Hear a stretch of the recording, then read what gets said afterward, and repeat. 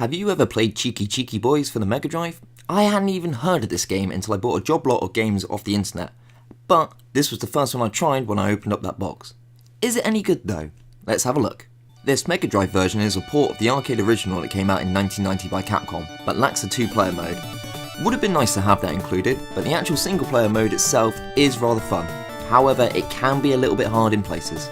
The story goes like this. There was a creepy clown who decided to take over.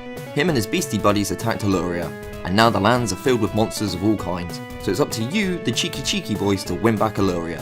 So it's your typical story about destiny, and throughout the game, in between the levels, there's little cutscenes that explain the story further, while during the game there are fairies that introduce you to new characters as you approach them, who also give you hints on how to beat them as well.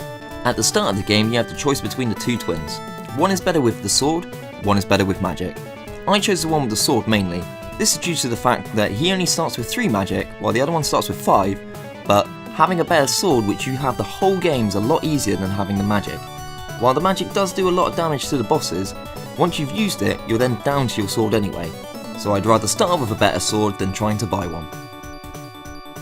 Now I played through the game a few times as well, I often know where most of the hidden objects are, so it's made the game a lot easier for me, but that first time playing through the game was actually really hard.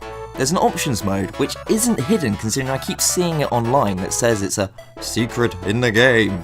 But it's not at all, I mean it says it in the manual. If you choose to turn down the difficulty, you only get to do the first 3 levels, so you're only really playing a little bit of the full game. Controlling your twin is nice and responsive. You've got a magic attack, swinging your sword, and a jump, which by holding up you can jump to higher planes, or holding down you can jump down through certain ones. Your character's not too big, but you do seem to easily take damage from enemy attacks, and from the environmental objects.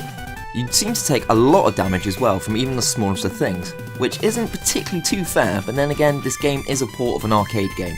On the flip side of that, swinging your sword like a nutcase has a massive hitbox, and so anything that's directly above or below you seems to get utterly destroyed quite easily, though I wish I had a turbo fire controller for the amount of times I just had to mash the B button. Now there are a lot of hidden items in the games. You have no idea where they are, so you basically have to swing your sword at absolutely everything to uncover them. Inside treasure chests you can find health pickups, more coins, and you can hit random spots in the game as well multiple times to actually make streams of coins come out. This is pretty handy, but you can't farm them, which basically means if you want to try and grind, you've got to keep standing in the same spot killing the same enemies over and over again for 10 coins or maybe 20 coins, or if you're even lucky, 100 coins. Ooh! Then there are the green chests, which in a Ghosts and Goblins sort of way actually contain enemies which you can kill, and they don't give you anything for it. Basically, I never even touched those chests once I realised what they were. I mean, why would I try and hurt myself and actually get nothing in return as well for it? Sometimes though, they're in really irritating spots, especially when you're trying to fight a boss, so there's not really much you can do about it. You just gotta hope that it's one of the easier enemies that comes out the box. In between levels, you get the chance to upgrade your equipment. You can choose more magic bombs, more health, better sword, better shield, which actually increase your health once you get to a certain level with it, and also an extra continue. The extra continue is actually your lives, and you only start with 2 of them. Lose one and you lose half your gold. This is a nightmare because half the time I would die to the boss when he only would have a slither of health left, and then lose all of the hard-earned gold that I'd made, only to then respawn straight away, kill them off with 1 hit, and then go straight into the shop with half the amount of gold I had beforehand, then unable to actually buy anything I wanted. And if you're thinking you can get through the game without these upgrades, good for you because I couldn't. After dying at the exact same spot multiple times, I had to restart the game and basically grind my ass off for about an hour just so I could have enough coins to actually buy some upgrades. The cheeky thing is, not to make a pun, once you buy an upgrade, you can't buy the next upgrade until you complete the next level, so all of that grinding was for naught if it meant that I then died on the next level. I think what's cool at the start of the game is that there's a varied selection of different types of levels. The first level is just your basic side scroller, the second one is almost like an aerial shooter, and the third one is underwater, which, considering most underwater levels are an utter pain, this one was quite enjoyable. None of the levels are too long either, so it doesn't really feel like you get stuck in one area for too long, and the differences in locations is quite varied too. I mean, you start off in a forest, you go underwater, to the sky, a castle, some mechanised place, until you finally reach the palace and fight the clown. There's not a great deal of varied enemies in the game, a lot of them are just palette swaps, especially when you get to the bosses.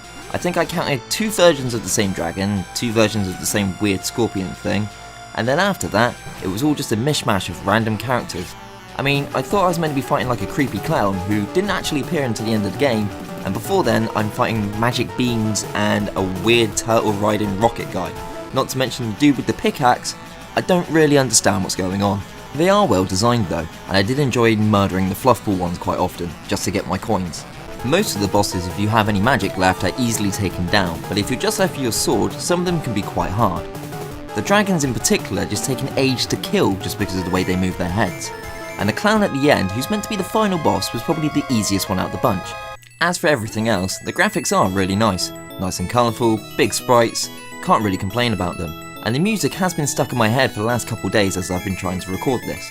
I do think not having the 2-player option in this game does hurt it a little bit. I mean, the later release on the PC Engine does actually have the 2-player, but as a single player game just to play for an afternoon or so, it is actually a real fun experience. One that I knew nothing about until I opened up the box, but I'm glad that I do now. So if you haven't heard or played this one before, give it a shot. I definitely would give it a recommendation. Just remember to get that Turbo Fire controller ready to save your thumbs.